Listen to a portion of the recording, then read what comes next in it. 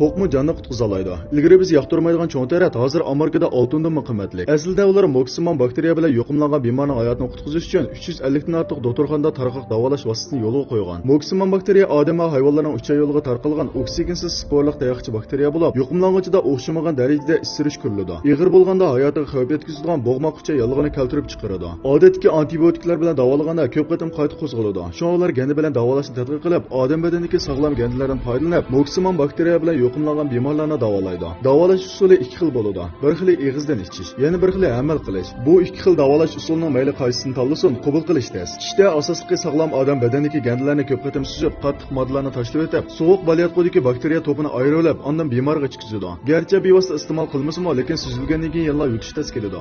Amal qilishda bo'lsa, bemorning orqa tarafidan bevosita ucha yo'liga kirgiziladi yoki burun bo'shlig'idan hazm qilish yo'liga kiradigan bartal naycha orqali tamomlanadi. Bugungi kunda maksimum bakteriya bilan yuqumlangan bemorlarning sonining uzluksiz eshigiga ergishib, doktorxonadagi cho'ng tarat ehtiyojini qamday olmayotidi. Fidoyilarni aktivlik bilan molni ishga oldigacha yetkazib berishga rag'batlantirish uchun ular ganda yig'ish faoliyatini qanot yaydirgan. Faqat yeshi 50 yoshdan tuvan, teni sog'lom bo'lsa-la hamda yemak-ichmak yaxshi, cho'ng tarat qilish qonuniyatli bo'lsa-la tanlana oladi. Har qatim iyona qilsa 40 Amerika dollari haq oladi. Agar bir haftada uda 5 kun iyona qilsa, yana normadan sir 40 Amerika dollari mukofot olaydi. Shu joydagi Aylik ismli 24 yoshlik bir birinchi oyda 29 qatim iyona qilib, 1000 dollardan ortiq pul topgan. Unda u xizmatidan bevosita istifa bergan. Uning 1 yillik kirimi 13 ming dollarga yetgan. Buni xalq bilan sundirganda 80 necha ming yuan bo'ladi. Balkim siz bunday yaxshi ishga biz nima ishga uchramaymiz deyishingiz mumkin. Amaliyotda elimizning Guangzhou, Nanjing, Shanghai qatorliq joylarda bor. Faqat u ganda bankisi deb ataladi. Shundaqla foydali bakteriya markazi deb ataladi. Buning ichida Shanghay'dagi foydali bakteriya markazi aniqlash planining yo'l qo'yilganiga 4 yilga yaqin vaqt bo'ldi.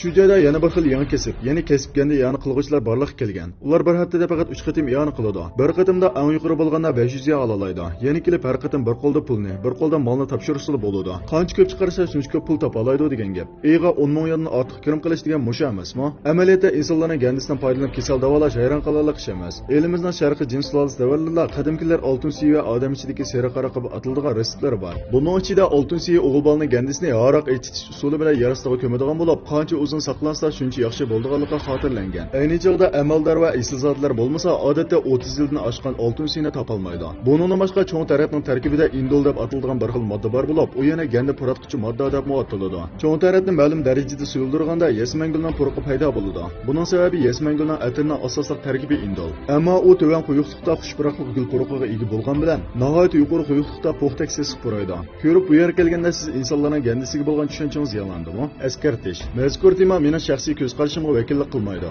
Fikr yurgizganda shaxsiy hissiyotingizni aralashtirmay, ilmiy fikr yurgizing. Diqqat. Bu hargizmi po'qning kasal davolash xususiyati borligini isbotlamaydi. To'g'rashqa bo'lmaydi. Texnik ko'p uchurlarni nopozli tadqiqot jurnallaridan ko'rib oling.